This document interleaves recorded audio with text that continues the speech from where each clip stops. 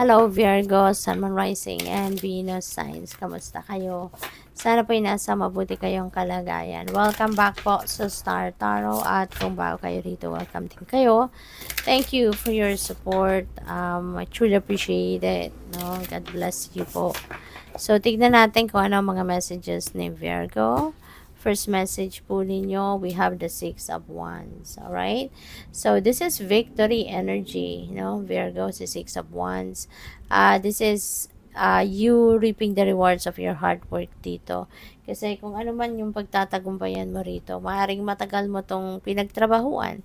'Di ba? Kaya this is going to be a beautiful success para sa'yo, So, pwedeng sa trabaho yan, sa career mo, pwedeng business, or baka, kunyari, kung kayo ay, kung kunyari nagsa-social media kayo, 'di ba? So, maaaring ito na, finally, magtatagumpay ka na rin, magkakaroon ka na rin ng maraming, magba-viral ka siguro, 'di ba? Magkakaroon ka ng maraming subscribers and followers, yung gano'n, no?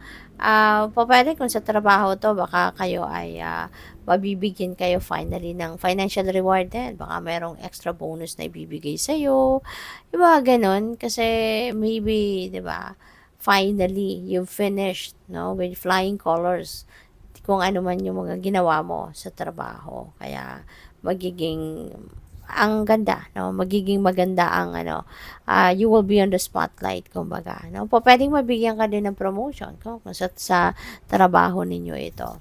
So, we also have the Four of Wands and may celebration. So, pupuwedeng yung achievement mo na 'to, you want to celebrate it. Maybe yung achievement mo na 'to, you want to share it with your family, at, ayan, mag-aano kayo, se-celebrate kayo.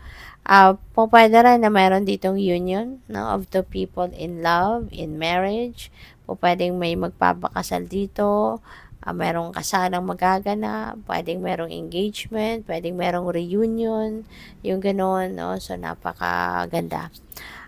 What else? We have Six of Pentacles. Ayan. So, prosperity is coming your way, Virgo.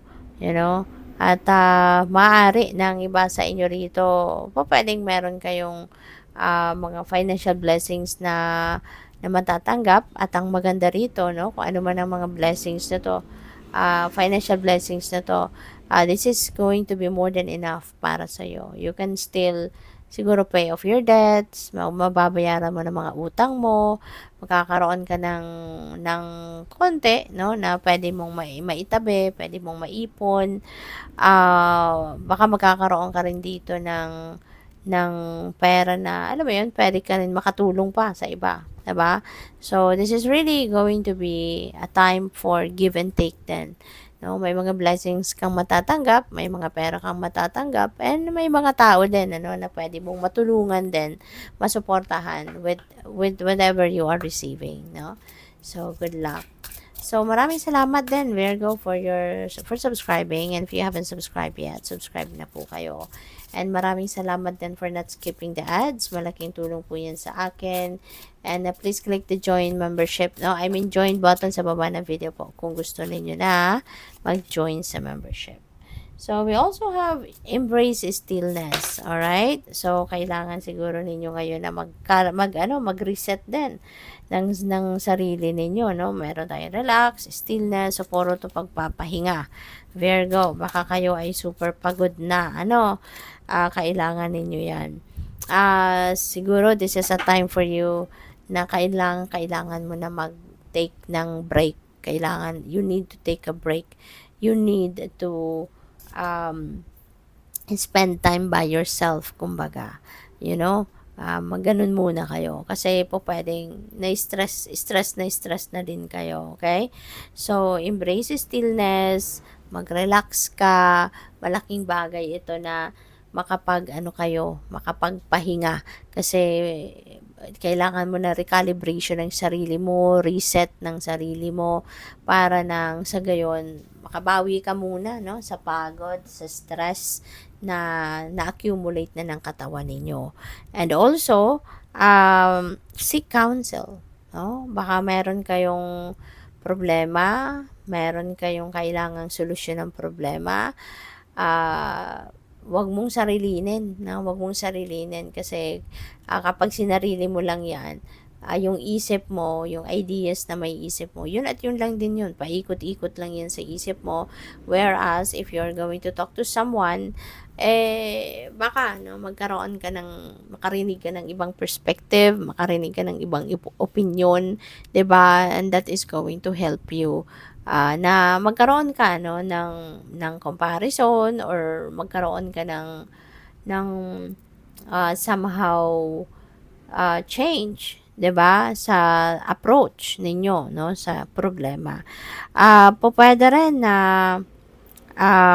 kailangan mo lang siguro din dito ng taong makakausap, 'di ba? Baka gusto mo lang na magkaroon ng someone where na mapag-shi-sharean mo, mapag-vent outan mo na kung ano man ang mga nasa loob mo, pupuwedeng gano'n lang din 'yun, no? So, don't hesitate to reach out to someone, okay? Don't hesitate to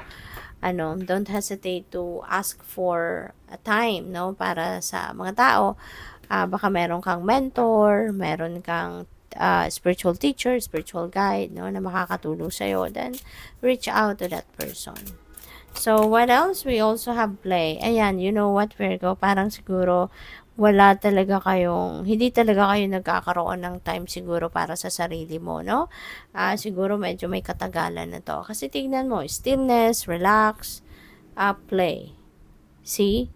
So, parang puro siguro lang kayo trabaho, obligation, responsibilidad. Doon lang umiikot, no? Siguro ang buhay ninyo.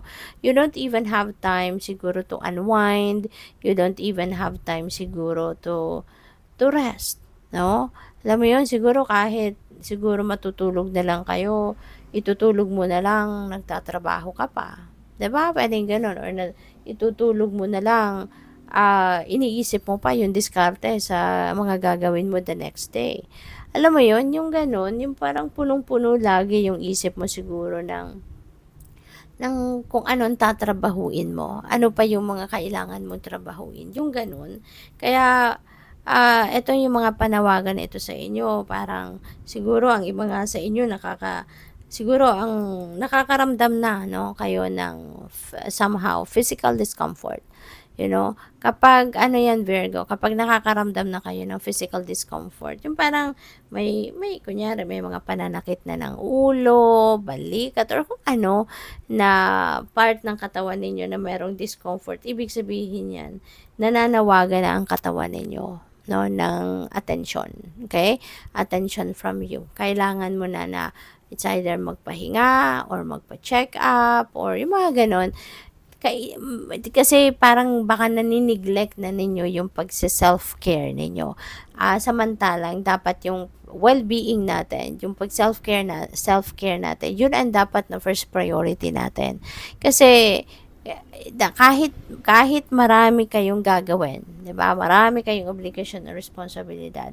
If you are in good shape, if you are healthy, kapag maganda ang pakiramdam ninyo, kahit sandamakmak pa ang kailangan ninyong trabahuin, makakayanan ninyo yan, walang problema. Pero kung you are a little under the weather, mayroon kayong mga pananakit ng kung anumang part ng katawan ninyo, so may discomfort kayo, hindi kayo makakapag-concentrate din, hindi ba? Hindi ninyo may bibigay ang 200% ninyo sa mga bagay na kailangan ninyong gawin. Kaya mas maganda na if prioritize ninyo, laging nasa number one priority ninyo, yung well-being ninyo, yung kalusugan ninyo, para lagi kayong healthy, para marami kayong lakas, you've got a lot of energy, 'di ba, to perform the job, to perform your duties and responsibilities.